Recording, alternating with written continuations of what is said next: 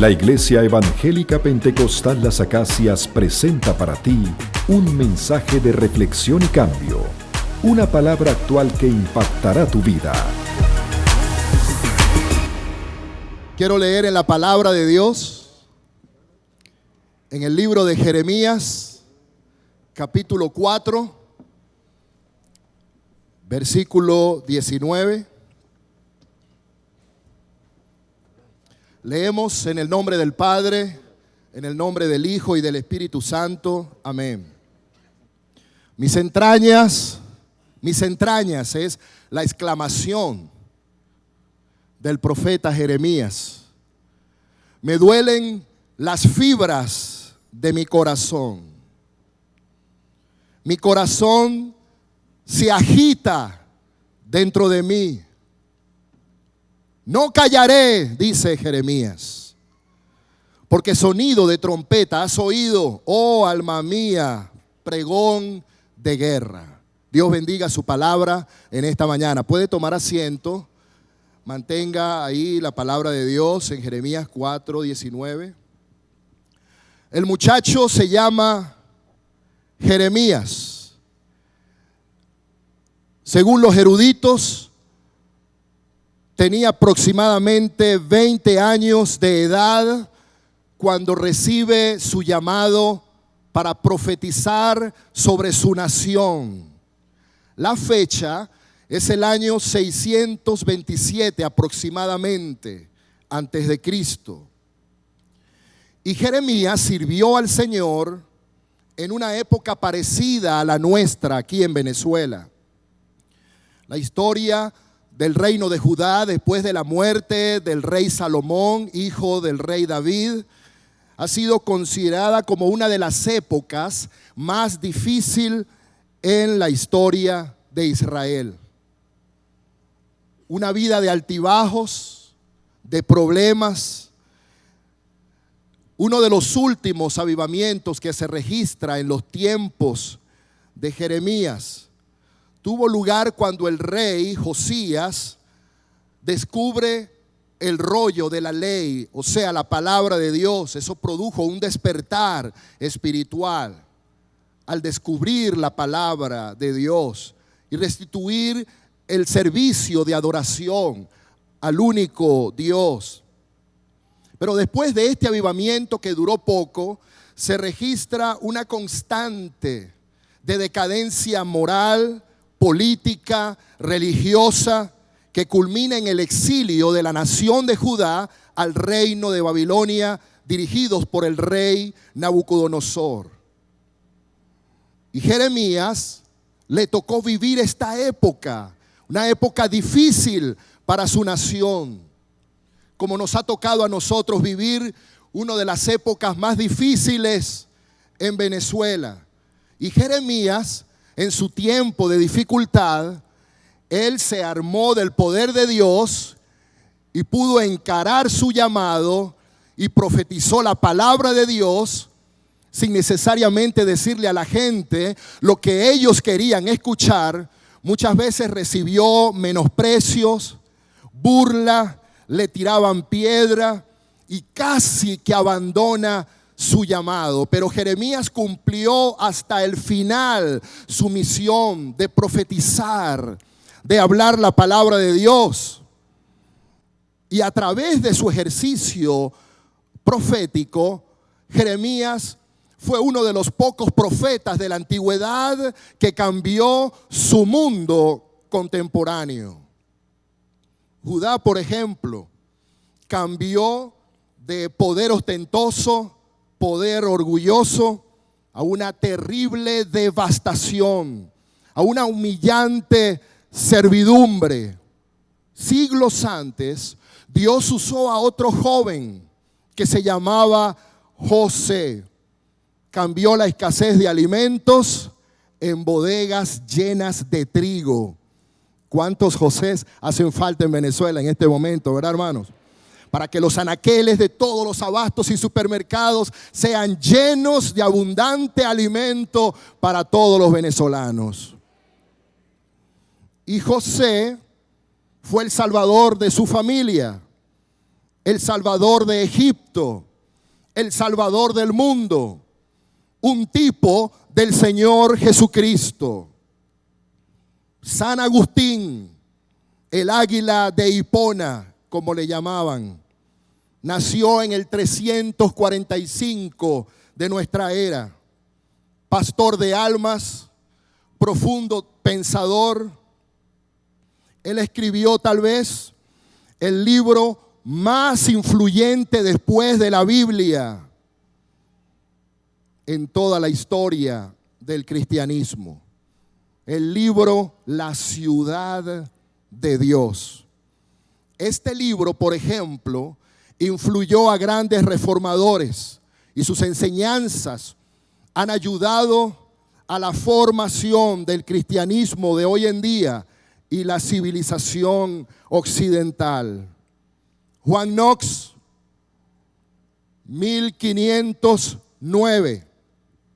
Él clamaba una y otra vez al Señor: Señor Jesús, dame a Escocia, o si no me muero. Y Dios le concedió a Escocia.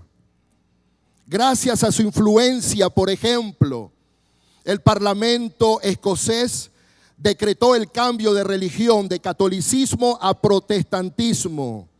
Sus predicaciones, llenas del poder de la palabra de Dios, de su compromiso por su nación, de su pasión por llevar a cabo la tarea de la evangelización de su nación, permitió que muchos hombres influyentes se convirtieran al cristianismo. Esa pasión, esa entrega, esa carga de la palabra de Dios a través de Juan Knox afectaron la atmósfera social, económica y religiosa de toda una nación. 4 años después del nacimiento de Juan Knox, nació otro de los grandes del cristianismo. Se trata de Juan Calvino. Él se dio cuenta, por ejemplo, hermanos, que la gloria de Dios supone mucho más que ganar almas para Cristo Jesús. Él creía que el mundo es de Dios y el mundo entero es para Dios. Por eso no solo entrenó a ministros religiosos, sino a funcionarios públicos, líderes gubernamentales, médicos, abogados. Juan Calvino fundó la primera universidad del mundo occidental. Un hombre comprometido con la transformación de su nación.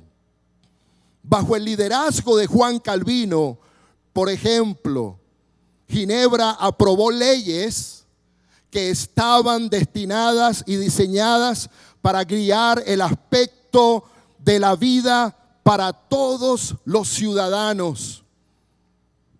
Él modeló su ciudad natal, Ginebra, en Suiza, según el libro de San Agustín, la ciudad de Dios. Dios ha usado a sus hijos en toda la historia para cambiar al mundo, para reformar al mundo.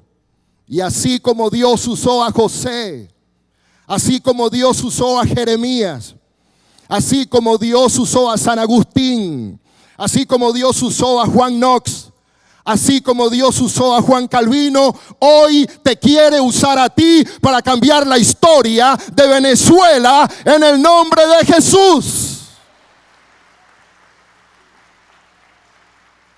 Si tú lo crees conmigo, di un fuerte amén. Aleluya. Cambia generaciones, cambia mundos, reformadores del siglo XXI. Nos preguntamos hoy, 24 de mayo del 2015, ¿qué tipo de creyentes necesita Venezuela? ¿Cuál debe ser la distinción de la mujer de Dios en Venezuela? ¿Cuál debe ser la marca que identifique a todo hombre de Dios que vive este suelo venezolano? El creyente, el hombre, la mujer que necesita Venezuela ha de vivir en la presencia de Dios. Es un hombre, es una mujer que vive en la presencia de Dios. En el capítulo 1 del libro de Jeremías se nos narra el momento en que Dios llamó a este muchacho de 20 años para el ministerio. Y no era el valeroso profeta que enfrentó a reyes con la palabra de Dios. Era un joven acomplejado, todo empequeñecido, estaba muy indiferente y él no creía que Dios lo podría usar a él. Cuando Dios lo llama, él responde con toda sinceridad: mira, Dios, no me llames a mí. Yo soy un niño, como queriendo decir, yo no tengo experiencia, yo soy un novato. ¿Por qué no escoges a otro con más experiencia? ¿Por qué no escoges a otro con más capacidad? ¿Por qué pones tu mirada en mí? Yo soy una persona incapaz. Y con esa respuesta vemos las emociones variables de Jeremías, reacias a obedecer la voluntad de Dios. Sus temores estaban evidenciados con sus palabras. Pero fíjese lo que sucede cuando, estando en la presencia de Dios, Dios le da la palabra. Hay algo que sucede cuando vivimos en la presencia de Dios, es que Dios nos revela su palabra. ¿Cuántos quieren que Dios les revele su palabra? Sobre todo para este tiempo de tanta confusión, de tanta disyuntiva en la que vivimos. Y estando en la presencia de Dios, Jeremías recibe la revelación de la palabra de Dios. Y Dios le dice: no digas soy un niño, no temas delante de ellos. Mira que te he puesto en este día sobre naciones y reinos para arrancar, destruir, arruinar, derribar, edificar y plantar. Aleluya. Es la misma palabra que Dios nos dice hoy. No digas soy un inexperto. No digas que no soy capaz, porque a donde quiera que yo te envíe irás tú, te dice el Señor. Yo te he puesto en este día sobre Venezuela para arrancar toda maldad, para arruinar las obras de las tinieblas que han cernido de miseria y plagado de desesperanza a esta nación. Yo te he puesto en este día sobre Venezuela para plantar el reino de Dios en las distintas esferas de influencia de la sociedad. Yo te he puesto en Venezuela, te dice el Señor, para que siembres la semilla del Señor. Alabado sea el nombre de Jesús. Yo te he puesto en este día, te dice Dios, para que cambies la historia de tu nación en el nombre de Jesús. Éxodo capítulo 14, quiero llevarlos un momento a ese episodio de la palabra de Dios. Nos habla de la salida de los hijos de Israel de la esclavitud en Egipto hacia la tierra prometida. Y Dios hace un milagro a través primero de las 10 plagas, luego abriendo el mar rojo. Cuando abre el mar rojo es un portento impresionante. Pero quiero detenerme muy brevemente horas antes de abrirse el mar rojo. Dios guió con una columna de humo a sus hijos en el día y con una columna de fuego en la noche. Las columnas de humo y de fuego simbolizan la presencia de Dios. Dios le dice a sus hijos: acampen en un cañón Pi-Hairot y Migdol frente al Mar Rojo, teniendo a sus espaldas todo el área de Baal-Zephón. Dios diría dentro de sí, bueno, para que Faraón piense que el desierto los ha entregado en un callejón sin salida, motivar la cacería de Faraón y mostrar su poder y su gloria, salvando a su pueblo en medio del atolladero. Y allí están los hijos de Israel, en un cañón están metidos enfrente del Mar Rojo. A su izquierda tenían el monte Migdol y al otro lado tenían a Pi-Hairot. Estaban en un atolladero, estaban en un callejón sin salida. Dios anima a Faraón para que persiga a su pueblo y entonces delante tienen el mar, a un lado Migdol, a un lado Pi-Hairot y atrás tienen a Faraón con todo su ejército. Están contra la espada y la pared. Pareciera que así estamos muchas veces en Venezuela, contra la espada y la pared. Pero cuando Dios permite que su pueblo en el desierto esté contra la espada y la pared, esté en un atolladero, esté en un aparente callejón sin salida, es para mostrar su poder, para mostrar su gloria y su salvación. Solo de Dios vendrá. ¡Aleluya! Y entonces, estando allí, Migdol representa el miedo. ¿Quién no ha sentido miedo ante el acecho, mis hermanos? Yo he sentido miedo. Estaba en estos días con mi esposa y mis 3 hijas, aquí en Caracas. Hubo una balacera. Una de las balas rebotó y picó 5 metros donde estaba mi hija. Yo sentí miedo, hermanos. Por supuesto que el ángel de Jehová acampa alrededor de los que le temen y los defiende. Pero uno siente miedo, humanamente hablando. Y eso fue lo que sintió el pueblo de Israel. Tenían miedo con el Migdol, y el miedo hace algo. El miedo nos paraliza a veces, no nos deja avanzar hacia el cumplimiento del plan de Dios. Pero por otro lado tenían a Pi-Hairot, que es la incredulidad. ¿Para qué salimos de Egipto? Éramos esclavos, pero teníamos carne, teníamos alimento y éramos esclavos, pero Faraón, bueno, no nos hacía daño, ahora nos quiere quitar la vida. Mientras que el miedo nos paraliza, la incredulidad nos hace retroceder.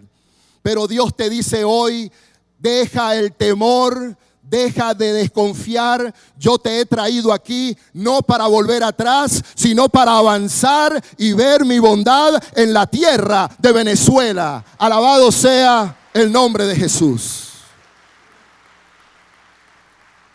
Dios le dice, le da la palabra: no temas, párense firme y vean cómo yo los voy a salvar.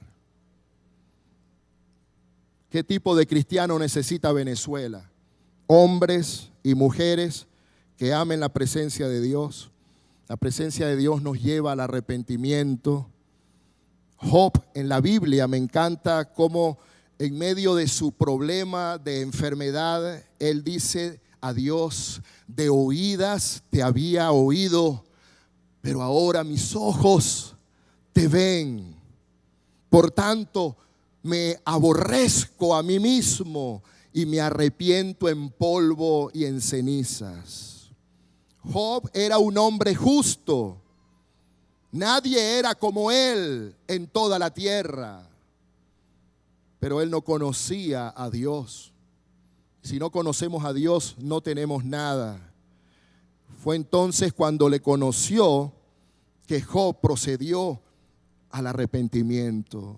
Y muchas veces nos preguntamos por qué Dios toma a un hombre justo, el más justo sobre la tierra, y lo hace pasar las penurias que sufrió Job. ¿Por qué? ¿Es acaso un Dios injusto? Yo creo que Dios lo hizo primero para revelarle lo que él no conocía. Una nueva revelación acerca de Dios. De oídas te había oído, ahora mis ojos te ven. Para llevarlo a un nivel superior, sacarlo del nivel donde había llegado y llevarlo a un nivel más alto. Pero también para que él fuese lleno de la gloria de Dios y él pudiera llevar esa gloria a toda la comunidad. Ese es el plan, ese es el propósito de Dios. Un hombre de Dios está hablando de lo que sucede cuando un hombre, una mujer se arrepienten delante de Dios y se produce un arrepentimiento colectivo de toda una comunidad. Viene el poder de Dios sobre una nación. Y eso es lo que está sucediendo en nuestro medio. Dios está levantando a su pueblo para orar. Uno de los líderes del Señor dijo en una ocasión: si Dios puede conseguir suficientes hijos arrepentidos en un área para rechazar el gobierno y el dominio de Satanás, entonces Jesucristo efectuará una acción de desalojo del espíritu demoníaco que gobierna esa área, y cuando lo haga, una luz gloriosa comenzará a brillar sobre ella.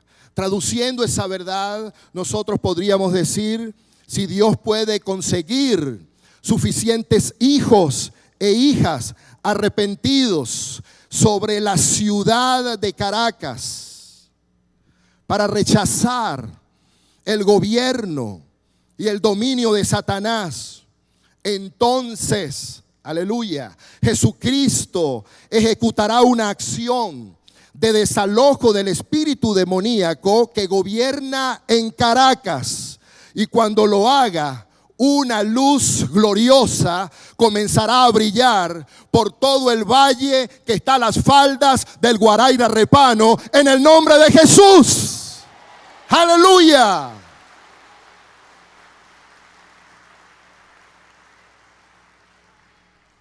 El profeta Isaías decía: tinieblas cubrirán la tierra, pero cuando la tierra sea llena de tinieblas, amanecerá la luz en el alba. Venezuela, en medio de su oscuridad, experimentará uno de los mayores amaneceres en su historia. Pronto amanecerá la gloria de Dios en Caracas, Venezuela, en el nombre del Padre, del Hijo y del Espíritu Santo. Aleluya. Cuando más oscura es la noche, más brillantes son las estrellas. Amén. Los hombres y mujeres que producirán una reforma espiritual en Venezuela serán hombres y mujeres hambrientos de la presencia de Dios. David decía: como el ciervo brama por las corrientes de las aguas, así clama por ti, oh Dios, el alma mía. Mi alma tiene sed de Dios, del Dios vivo. ¿Cuándo vendré y me presentaré delante de ti, oh Dios? Fueron mis lágrimas mi pan de día y de noche, mientras mis enemigos me dicen: ¿y dónde está tu Dios? Oh Señor, tú eres Dios mío. Mi alma tiene sed de ti, en tierra seca y árida, donde no hay aguas, para ver tu poder y tu gloria, así como te he mirado en el santuario. Hambre y sed, mis hermanos, de la presencia de Dios. Eso es lo que tenía Jeremías. Hambre de Dios. Y él escribiéndolo lo expresa: encontré tus palabras y las comí y fueron dulces a mi paladar. Elías, uno de los más grandes profetas de los tiempos antiguos, cuando ya estaba culminando su ministerio, el Espíritu Santo le dice: levántate, porque largo camino te resta. Has de ungir a Jehú como rey, pero además has de ungir a Eliseo como tu sucesor. Y Eliseo recibió la doble unción de Elías. Cuando Elías fue arrebatado, dice la Biblia que su manto cayó y Eliseo lo agarró y al instante recibió una doble unción. Si Dios usaba a Elías, a Eliseo lo usaba doblemente, con un poder mayor, con un poder superior. Y nos preguntamos: ¿por qué Dios escogió a Eliseo? Si en sus tiempos había una escuela de profetas. Había una escuela dedicada a formar hombres con el carácter de Dios, temerosos de Dios, conocedores de la ley de Dios, en las disciplinas de la Torá, y estaban allí buscando en oración el rostro de Dios. Eran gente apartada, consagrada para el servicio de Dios. Era la escuela de profetas. ¿Por qué Dios no escogió a uno de ellos? ¿Por qué escogió a Eliseo, que era un empresario, que estaba detrás del arado de una yunta de buey? Y uno viendo la historia de Eliseo dice, oye, pero este hombre no necesitaba nada, lo tenía todo socialmente, económicamente hablando. En su tiempo, el que tuviera una yunta de buey era como que si tuviera una panadería. Y Eliseo no tenía una yunta de buey, Eliseo tenía 12 yuntas de buey. Imagínense ustedes, un hombre pudiente, un hombre de mucho dinero, mucho poder económico. Había logrado estudiar en las mejores universidades. Lo tenía todo. Pero Dios lo escoge porque Eliseo se sabía pobre en espíritu. El pobre en espíritu no es el que no tiene dinero. El pobre en espíritu es aquel que, aunque lo tenga todo, reconoce que si no tiene a Dios, no tiene nada. Y entonces, aleluya. Y entonces Eliseo es escogido por Dios. Dios lo escoge porque Dios le dice a Elías, vas a ungir a Eliseo. No es a quien tú quieras, es a quien yo digo, le dice Dios a Elías. ¿Y saben por qué? Por eso mismo. No porque tenía 12 yuntas de buey. No porque tenía mucho dinero. Porque Eliseo tenía hambre de Dios. Tenía sed de Dios. Por eso siempre usted encontrará en los escritos de Eliseo que siempre decía, vive Jehová en cuya presencia estoy. Él tenía hambre, una hambre y una sed infinita de Dios. El común denominador de todos los hombres y mujeres de la Biblia y de la historia, aunque venían de trascendencias diferentes, es que había en ellos una sed infinita de Dios. A la mujer sirofenisa, Jesús le dice, no está bien darle el pan de los hijos y echarlo a los perrillos. Y aquella mujer que estaba pidiendo misericordia por su hija que estaba enferma, atormentada por un demonio. Aquella mujer sorprende a Jesús y le dice, sí, Señor, pero aún los perrillos comen de las migajas que caen de la mesa de sus amos. Y Jesús hace una exclamación, oh mujer, grande es tu fe, hágase contigo como tú quieras. No sabemos cómo se llamaba aquella mujer, pero era una mujer de fe, pero una mujer hambrienta de Dios, era una mujer hambrienta y sedienta de la presencia de Dios. Esa es la mujer, ese es el hombre que marcará la diferencia en nuestra sociedad posmoderna. Hombres y mujeres hambrientos y sedientos de la misma presencia de Dios. Hambre de Dios, sed de Dios. ¿Qué tipo de creyente necesita Venezuela? No solo gente, no solo hombres y mujeres que caminen y vivan en la presencia de Dios, también hombres y mujeres que caminen en integridad. Proverbios 10:9 dice, el que camina en integridad anda confiado, no le teme a nada. En Mateo 5:8, en el Sermón de la Montaña, Jesucristo dice, dichosos, felices los de limpio corazón, los íntegros, los puros, los santos, porque ellos verán a Dios. Y la limpieza del corazón es una de las marcas de todo hijo de Dios, un principio de la vida cristiana, mis hermanos. Los limpios de corazón, los puros de corazón, son aquellos cuyas motivaciones y deseos son gobernados y controlados por el Espíritu Santo de Dios. Si tu vida no es un mensaje, tu mensaje no tiene vida. Decía el hermano Alberto Motesi, si tu vida no es un mensaje, tu mensaje no tiene vida. Y si vamos a cambiar esta sociedad, ahora o nunca, necesitamos caminar en integridad. Es imposible negociar con Dios en esto de la integridad. David decía, mas yo andaré en integridad.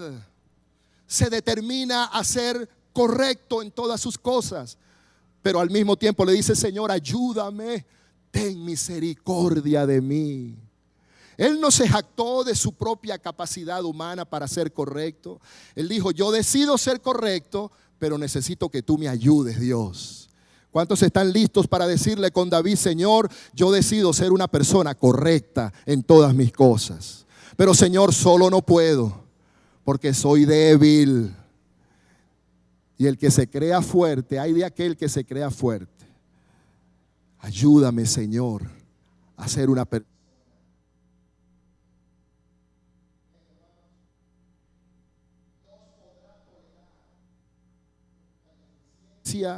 Nuestra falta de entrenamiento, nuestra falta de experiencia, pero no la falta de integridad. ¿Qué tipo de creyente necesita Venezuela? Un hombre, una mujer que arda como Jeremías en el fuego de la evangelización del mundo. Esa es nuestra vocación suprema. Jesús dijo, vengan a mí, yo los haré pescadores de hombres. Él nos declara su misión, porque el Hijo del Hombre vino a buscar y a salvar lo que se había perdido. A nosotros nos dijo, yo los envío como el Padre me envió a mí, yo los envío a ustedes. No hay una vocación más alta. El presidente Nicolás Maduro no tiene una vocación más excelente. Barack Obama y Vladimir Putin no tienen una vocación tan excelsa. Los reyes de Inglaterra no son tan privilegiados. En cierta ocasión, el príncipe de los predicadores le dijo a sus estudiantes, si Dios los llama a la evangelización y ustedes lo entienden y lo asumen, no se rebajen a ser los reyes de Inglaterra. No hay una vocación más alta. La tarea más grande, escucha bien, la tarea más grande en esta hora de Venezuela se nos ha encomendado a ti, a ti, a ti y a mí. Somos embajadores de Dios. Representamos el imperio más poderoso jamás creado en la historia. Alabado sea Jesucristo, el Rey de Venezuela. Aleluya.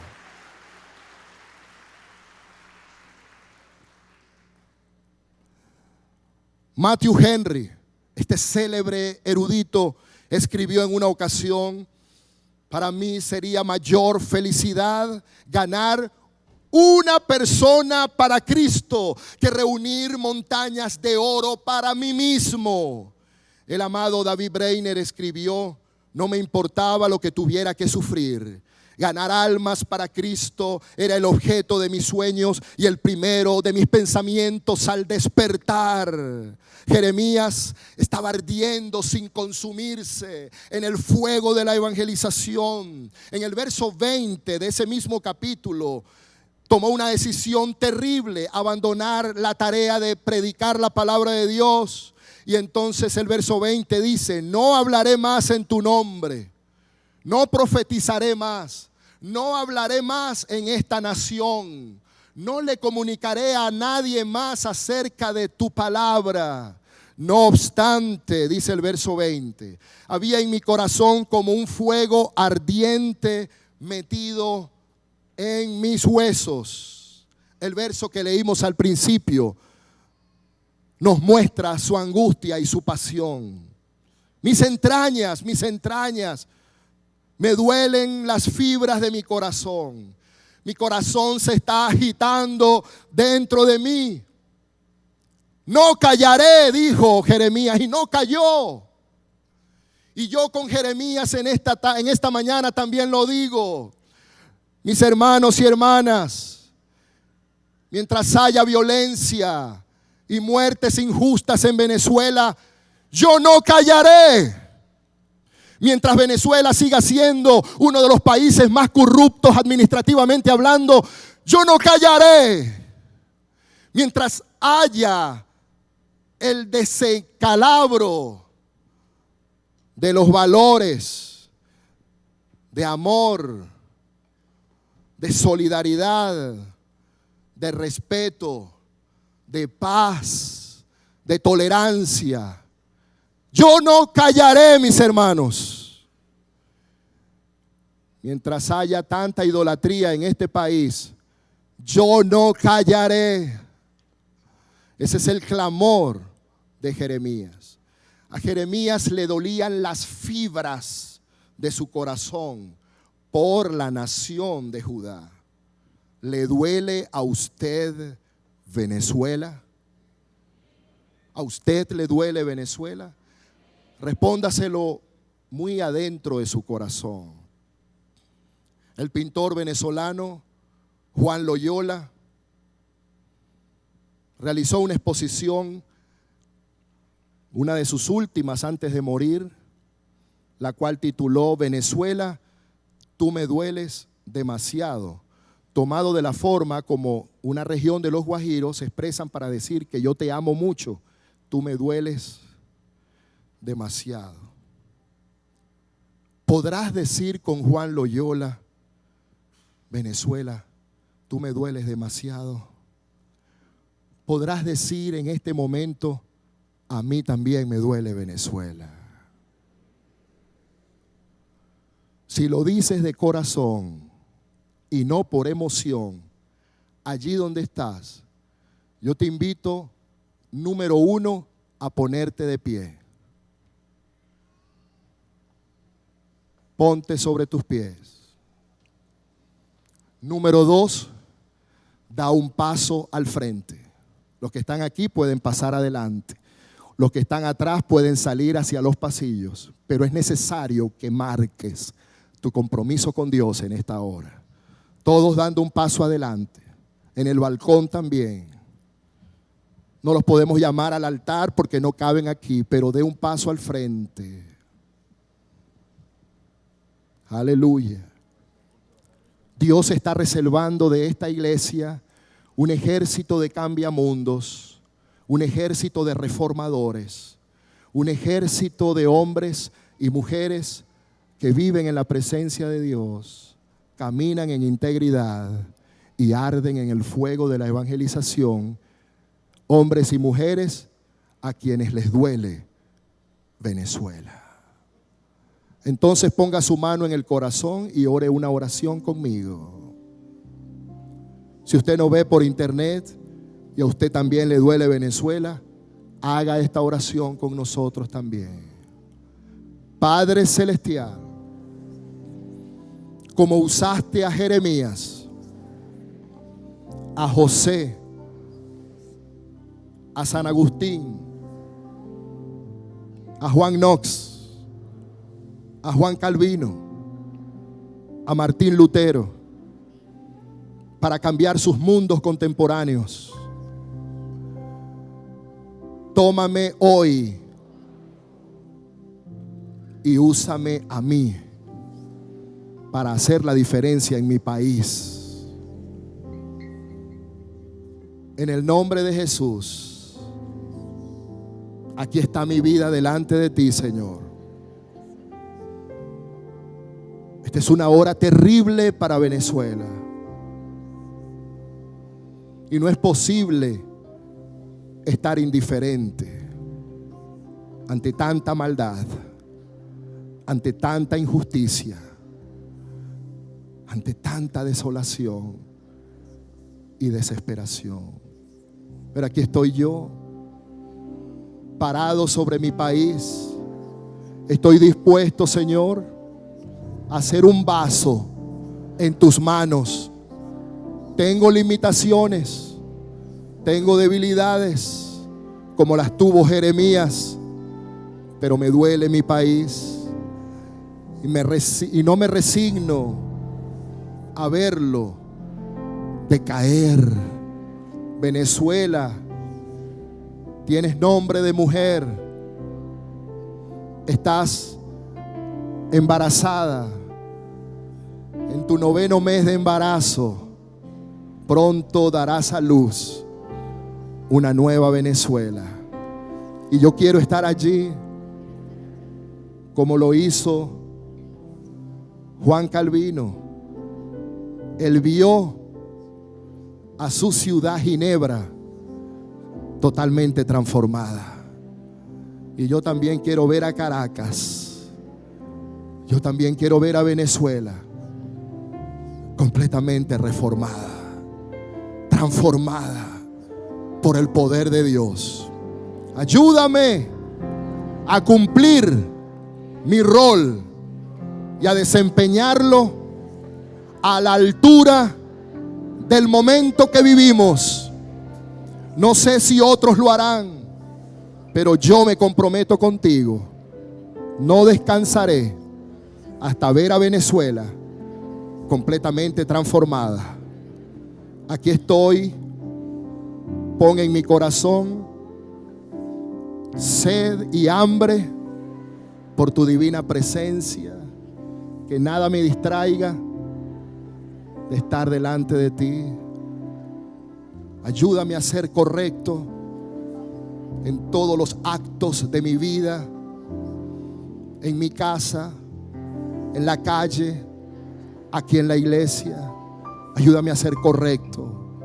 Y te pido, Dios, que envuelvas mi alma, mi corazón, en una pasión que no me deje descansar hasta ver florecer este país con el evangelio del reino de Dios.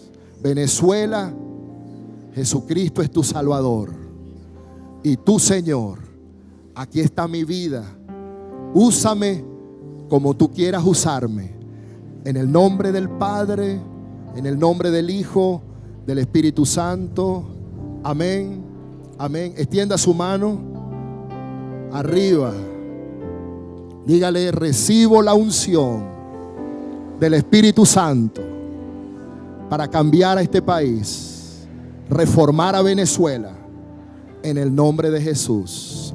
Ahora extienda su mano hacia su derecha y a su izquierda y diga: Señor, ayúdala a él, ayúdalo a él, ayúdala a ella a cumplir su papel aquí en esta nación. Usa su vida como a nadie más has usado en Venezuela. En el nombre de Jesús. Amén. Amén. Diga amén, hermano. Diga amén. Aleluya. Dios les bendiga, Dios les guarde. Amén. Fue el mensaje de la palabra de Dios de la Iglesia Evangélica Pentecostal Las Acacias. Si deseas adquirir este material, puedes llamar al teléfono 213-7031.